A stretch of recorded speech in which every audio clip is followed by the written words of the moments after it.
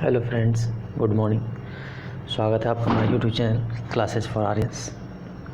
और आज का हमारा जो टॉपिक है वो पर्यायवाची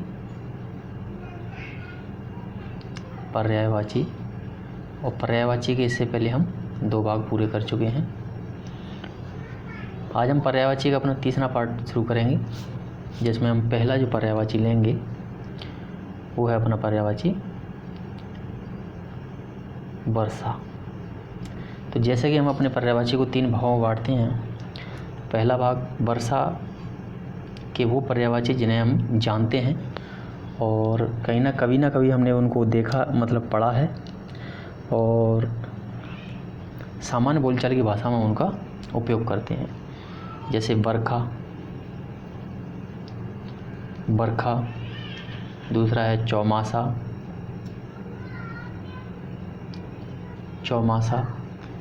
तीसरा मेहू, बारिश और बरसात।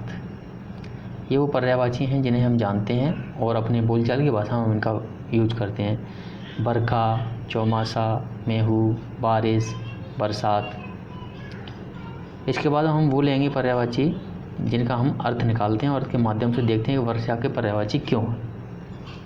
जैसे एक शब्द है पावस को वर्षा का पर्यायवाची कहा जाता है, लेकिन क्यों कहा जाता है? वर्षा काल में जो समुद्र की ओर से जो वर्षा सूचक जो हवाएं आती हैं उनको पावस कहा जाता है। यानी कि वर्षा काल में समुद्र की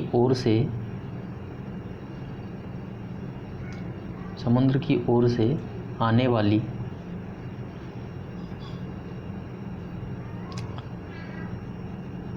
वर्षा सूचक हवाएं, उनको हम कहते हैं पावस। क्योंकि ये वर्षा सूचक होती हैं, इसलिए इनको वर्षा का पर्यायवाची माना जाता है। तो एक जो पर्यायवाची हुआ इसका पावस, जिसे हम वर्षा के रूप जानते हैं, पर्यायवाची के रूप में। दूसरा है वृष्टि को वर्षा का पर्यायवाची कहा जाता है। क्यों कहा जाता है? आकाश से जल बिंदुओं का गिरना, आकाश से जल बिंदुओं का गिरना क्या कहलाता है? वृष्टि कहलाता है। आकाश से जल बिंदुओं का गिरना वृष्टि कहलाता है। तीसरा हम लेंगे इसको दुर्दिन वर्षा का पर्यायवाची कहा जाता है। क्यों कहा जाता है? दुर्दिन का एक्चुअल में जो अर्थ होता है वो होता है खराब दिवस या फिर घना अंधकार। दुर्दिन का अर्थ होता है यानी कि ऐसा दिन जब घना अंधकार होता है, और जब वर्षा होती है तो घना अंधकार छा जाता है, इसलिए दुर्दिन को वर्षा का पर्यायवाची कहा जाता है। ठीक, ये कुछ पर्यायवाची हैं जैसे बरखा, चौमासा, मेहू, बारिश, बरसात। ये हम अपने दैनिक दिनचर्या में हम जिनको बोलते हैं या कभी ना कभी हम इनका यूज करते हैं, तो इनको हम देख के पहचान लेते हैं कि ये वर्षा के पर्यायवाची हैं। इसके अलावा कुछ पर्यायवाची होते हैं जिन्हें अर्थ के आधार पर हम बताते हैं कि ये पर्यायवाची वर्षा के होते हैं। जैसे पावस का वास्तविक अर्थ होता है कि वर्षा काल में जो समुद्र की ओर से जो वर्षा सूचक हवाएं आती हैं उनको पावस के नाम से जाना जाता है। वृष्टि का वास्तविक अर्थ होता है कि आकाश से जल बिंदुआँ जब गिरती हैं, जल बिंदु यानी कि जो जल की बूंदें होती हैं उनको हम कहते हैं वृष्टि। और दुर्दिन का अर्थ होता है खराब दिन या घना अंधकार, क्योंकि वर्षा के दिन घना अंधकार छा जाता है, इसलिए हम उसको दुर्दिन कहते हैं। तो ये 2 प्रकार के हो गए पर्यायवाची। एक तो जिन्हें हम सामान्य यूज करते हैं, तीसरा अर्थ के आधार पर, और कुछ ऐसे पर्यायवाची होते हैं जिनको हमें रटना पड़ता है या ध्यान में रखना पड़ता है। जैसे प्रावरट वर्षा का पर्यायवाची है वर्षण। ये वर्षा के पर्यायवाची हैं। तो ये अपने वर्षा के पर्यायवाची कंप्लीट हुए। इसके बाद हम अगला पर्यायवाची लेंगे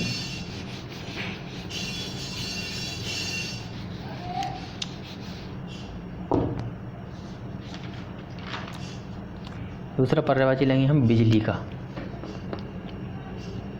बिजली के पर्यायवाची। तो बिजली के वो पर्यायवाची जिन्हें हम जानते हैं, पहले हम उनको देखेंगे। जैसे विद्युत पर्यायवाची होता है विद्युत। विद्युत जिसे हम अपने दैनिक दिनचर्या में यूज करते हैं। दूसरा होता है बिजुरी। बिजुरी ये पर्यायवाची भी अपना बिजली का पर्यायवाची होता है। ये दो पर्यायवाची ऐसे हैं जिन्हें हम कभी ना कभी अपने जो जीवन में हम यूज करते ही रहते हैं। विद्युत, बिजुरी ये बिजली के पर्यायवाची है। इसके अलावा हम वो पर्यायवाची लेंगे जो अर्थ के आधार पर निकालेंगे, जैसे तड़ित। बिजली को तड़ित क्यों कहा जाता है, या तड़ित बिजली का पर्यायवाची क्यों है? क्योंकि तड़ित उस शब्द को कहते हैं जब आकाश से कड़कड़ाहट के साथ, आकाश से कड़कड़ाहट के साथ बिजली उत्पन्न होती है।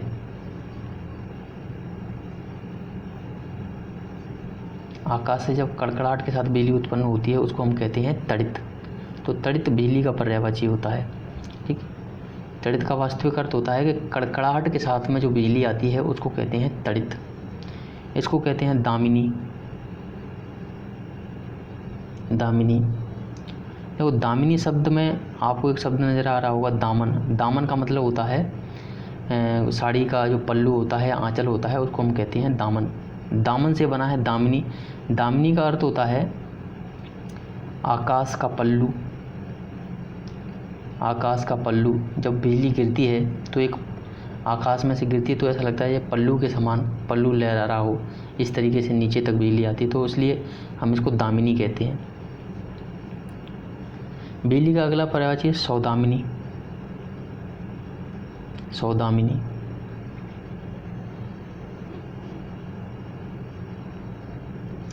सौदामिनी का मतलब होता है सफ़ेद रंग की अप्सरा। सौदामिनी का जो अर्थ होता है वो है सफ़ेद रंग की अप्सरा। तो ये सफ़ेद रंग की होती है, बिजली जब चमकती है तो उसका जो कलर है वो सफ़ेद हमें दिखाई देता है, तो इसलिए हम इसको सौदामिनी भी कहते हैं। इसके अलावा इसको हम कहते हैं घनवल्ली।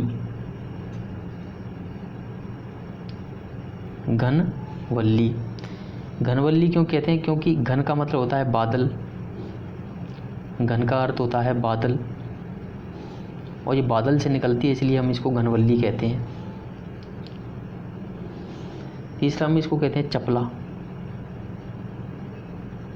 चपला, चपला का जो अर्थ होता है वास्तविक वो होता है चंचल स्त्री। यानी चंचल स्त्री वो जो बहुत ही जल्दी जल्दी में रहती है, तुरंत काम करती है, जिसमें चंचलाहट होती है। तो बिजली भी तुरंत गिरती है और तुरंत गायब हो जाती है, इसलिए इसको चपला कहते हैं। और इसी कारण से इसको चंचला भी कहा जाता है। बिजली को चंचला भी कहा जाता है, चंचला भी कहा जाता है। इसको तुरंत गिरती है और तुरंत गायब हो जाती है, इसलिए हम इसको क्षण प्रभा भी कहते हैं। एक क्षण के लिए नज़र आती है और दूसरे क्षण में गायब हो जाती है, इसलिए क्षण प्रभा भी कहते हैं। और एक इसको हम अशनि भी कहते हैं। अशनि, अशनि का अर्थ होता है क्षण भर के लिए दिखाई देना। क्षण भर के लिए दिखाई देना, अशनि का अर्थ होता है क्षण भर के लिए दिखाई देना। तो इस तरीके से बिजली के पर्यायवाची होते हैं। तो हमने पहला पर्यायवाची देखा बिजली का कि विद्युत और बिजली, इन्हें हम अपने दैनिक जीवन में कभी ना कभी उपयोग करते हैं। इसके बाद हम देखा तड़ित।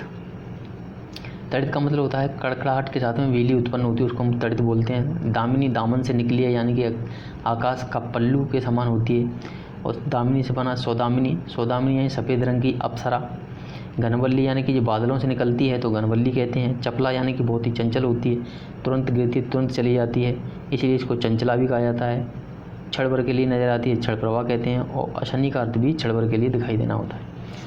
तीसरे कुछ शब्द होते हैं जिन्हें हमको रटना पड़ता है, जैसे एक इसका पर्यायवाची होता है जिसको हम संपा, संपा। और इसके बाद में इसको कहते हैं घनदास। घनदास, ये दो पर्यायवाची हैं जिनको हमें थोड़ा दिमाग में रखना पड़ेगा, संपा और घनदास। ये आपके बिजली के पर्यायवाची कंप्लीट होते हैं। इसके बाद हम अगला पर्यायवाची लेंगे तो घटा। अगला पर्यायवाची है आपका घटा।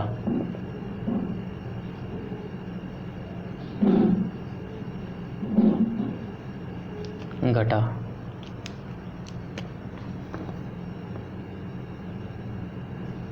घटा। घटा के पर्यायवाची हम अर्थ के आधार पर देखेंगे।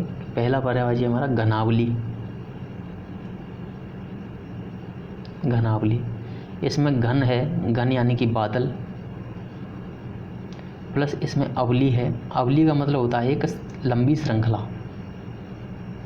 एक लंबी श्रृंखला। उसको हम कहते, जैसे बादल जब ऐसे होते हैं, हमें देखा होगा बादलों की ऐसी श्रृंखला सी चलती है, तो जब हम कहते हैं यार घटा छा रही है, तो बादलों की श्रृंखला सी नज़र आती है, तो इसी को हम कहते हैं घटा। घनावली यानी कि घन की अवली श्रृंखला, बादलों की श्रृंखला, इसलिए इसको घनाली कहते हैं। घनाली क्यों कहा जाता है? घनाली इसको इसलिए कहा जाता है, घन का मतलब होता है बादल, और प्लस इसमें अली माने होती है सखी। जो बादलों की सखी होती है उसको हम कहते हैं घटा। तीसरा हम इसको कहते हैं मेघमाला। मेघमाला, मेघ का मतलब बादल, और माला यानी कि अभी हमने देखा कि माला के समान जैसे बादल हमें इस तरीके से नज़र आते हैं हर जगह बादल, तो एक माला के समान, इसलिए मेघमाला कहते हैं। तीसरा हम कहते हैं कादम्बिनी। इसको घटा को कादम्बिनी भी कहा जाता है। कादम्बिनी का जो मतलब होता है बादलों का समूह, बादलों का समूह। कादम्बिनी का अर्थ होता है बादलों का समूह। एक शब्द होता है मेघा। घटा को हम मेघा भी कहते हैं। मेघा का वास्तविक अर्थ होता है मेघ प्लस आ। मेघा यानी कि मेघ की बहन, इसको मेघ यानी कि बादल की बहन कहा जाता है, बादल की बहन, इसलिए घटा को मेघा भी कहते हैं। इसको मेघाली भी कहते हैं, मेघाली। मेघाली, मेघ यानी कि बादल प्लस अली यानी कि सखी। मेघ यानी कि अली और अली यानी कि सखी, तो इसको मेघाली भी कहते हैं, यानी कि मेघ की सखी। ये घटा के पर्यायवाची होते हैं। घटा के पर्यायवाची यानी घलाली, घनाली, घनावली, मेघमाला, कादम्बिनी, मेघा और मेघाली। घनावली यानी कि घन यानी कि बादल, और अवली यानी कि श्रृंखला। घनाली यानी कि घन यानी कि बादल, अली यानी कि सखी। मेघमाला यानी कि बादल, और माला यानी कि बादलों की एक माला, इसलिए घटा कहते हैं। कादम्बिनी बादलों का समूह होता है, उसको हम घटा कहते हैं। घटा वास्तविक रूप में जब देखो आप, जब बादल इस तरीके से छा जाते हैं आसमान में, तो हम कहते हैं घटा छा गई। तो घटा के पर्यायवाची जब आपके सामने आए तो आप इस दृश्य को याद रखना। इस दृश्य से आपके पर्यायवाची बनते जाएंगे। घनावली यानी कि घन की श्रृंखला, घनाली यानी कि बादल की बहन, मेघमाला है ना, कादम्बिनी, मेघा, मेघाली। तो इस तरीके से आप घटा के पर्यायवाची कंप्लीट कर सकते हो। इसके बाद हम अगला पर्यायवाची देखेंगे,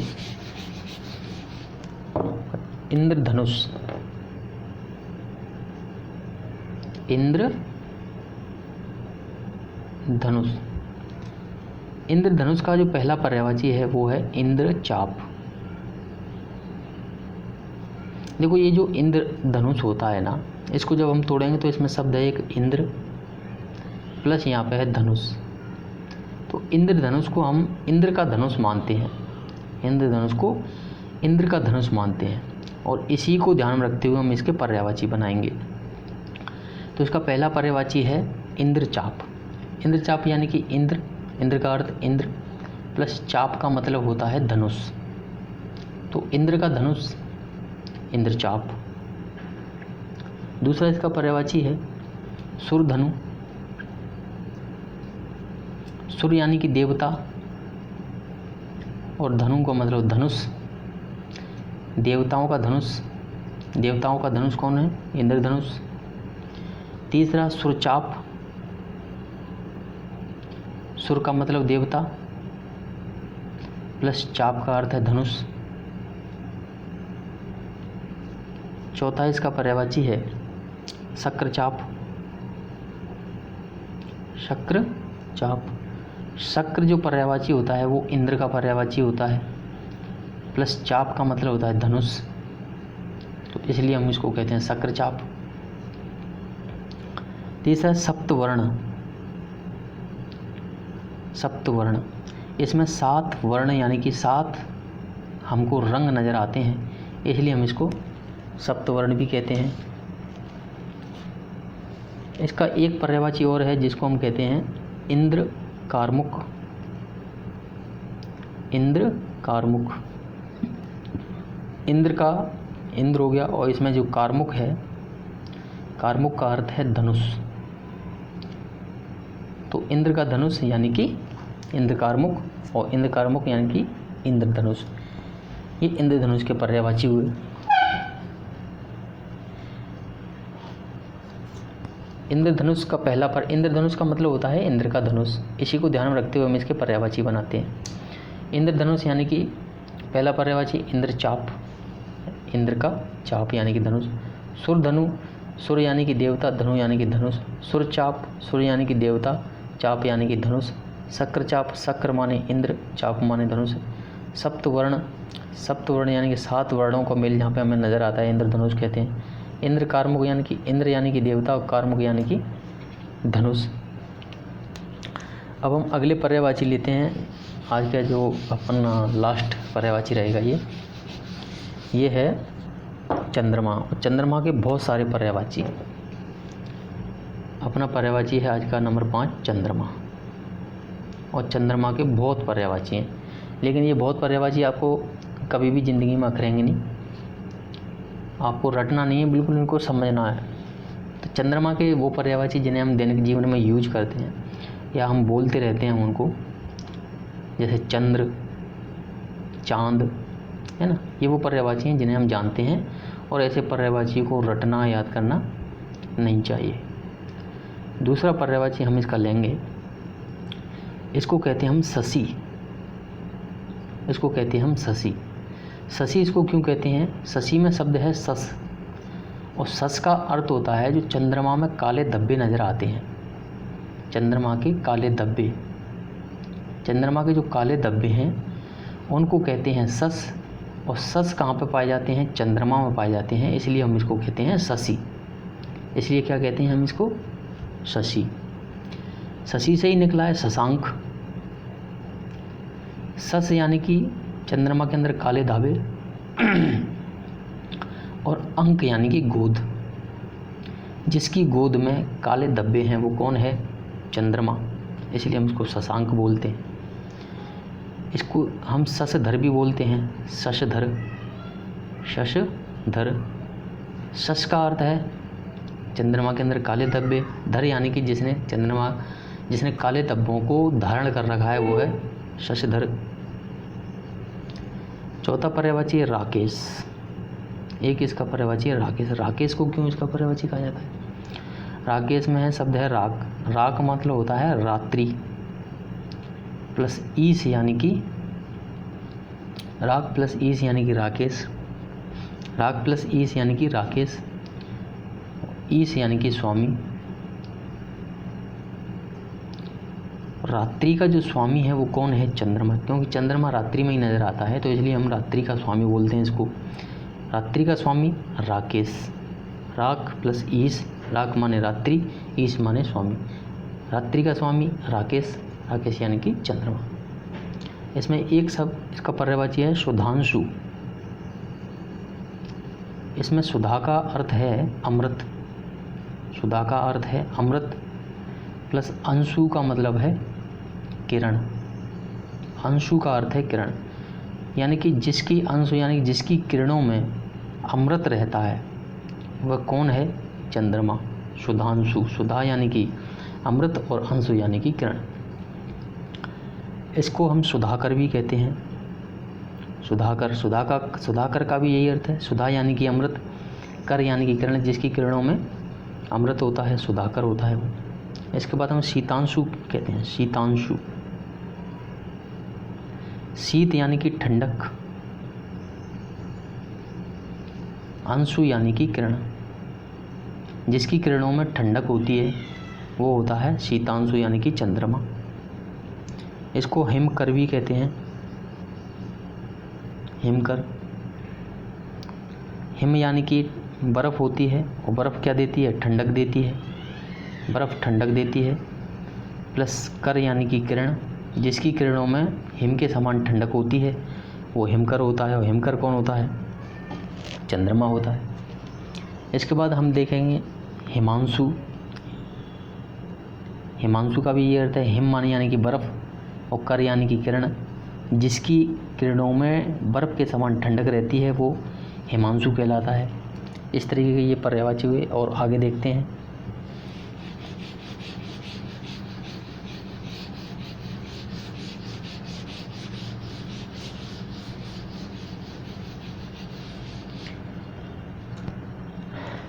चंद्रमा को सोम भी कहा जाता है। सोम, सोम क्यों कहा जाता है? क्योंकि सोम का अर्थ होता है अमृत। सोम का अर्थ होता है अमृत, तो जिसकी किरणों में अमृत होता है वो होता है सोम यानी कि चंद्रमा। इसको हम मृगांक भी कहते हैं। मृगांक, मृग यानी कि खरगोश, मृग यानी कि खरगोश, प्लस अंक यानी कि गोद।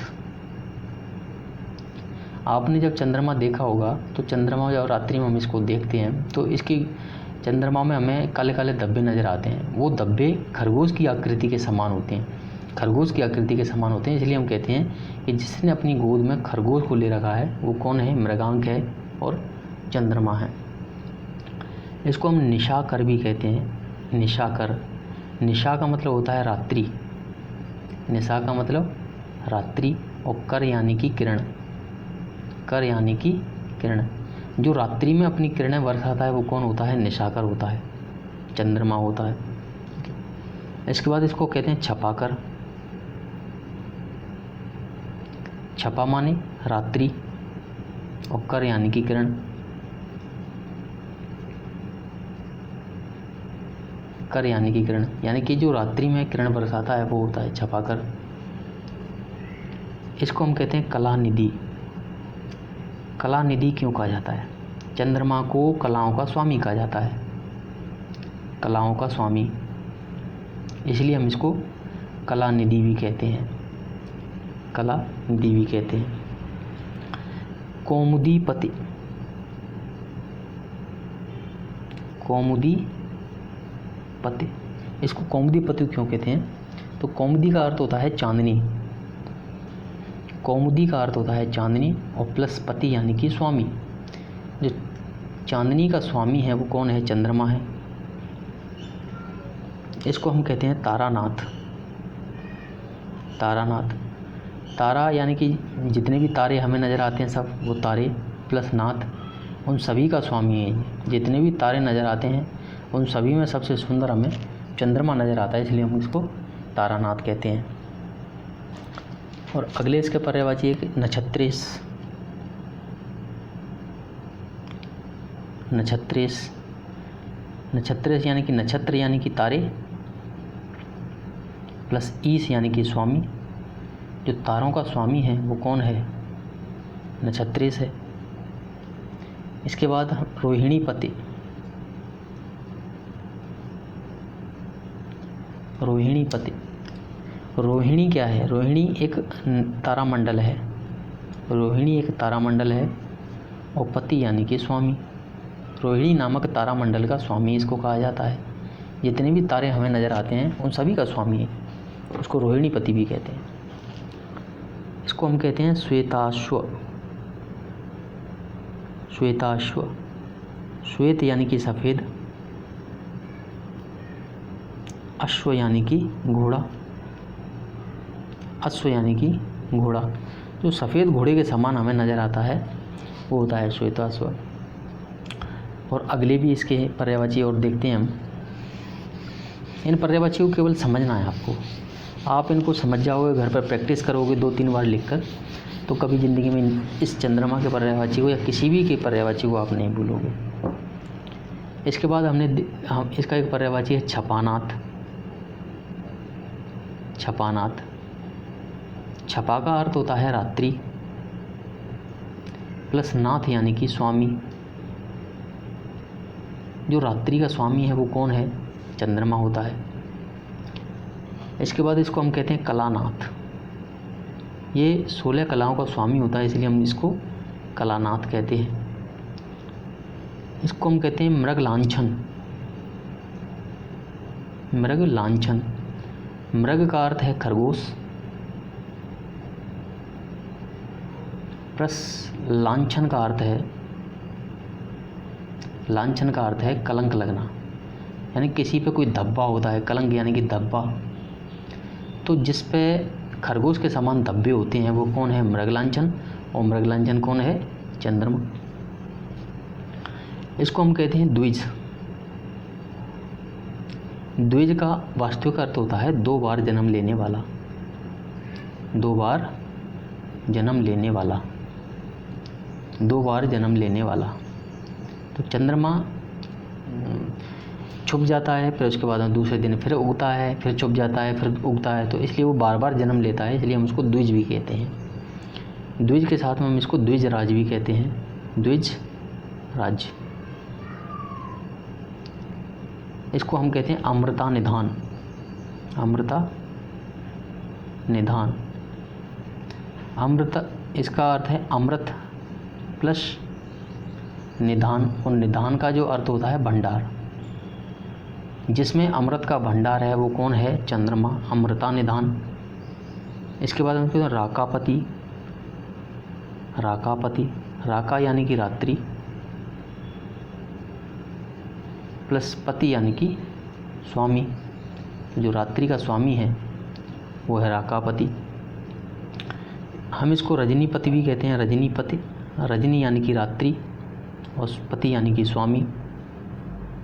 इसके अलावा हम इसको निशानाथ भी कहते हैं। निशानाथ, निशा यानी कि रात्रि प्लस नाथ यानी कि स्वामी। जो निशा का नाथ है, स्वामी है। तो इस तरीके से ये पर्यायवाची हुए, और इसके अगले पर्यायवाची और हम देखेंगे।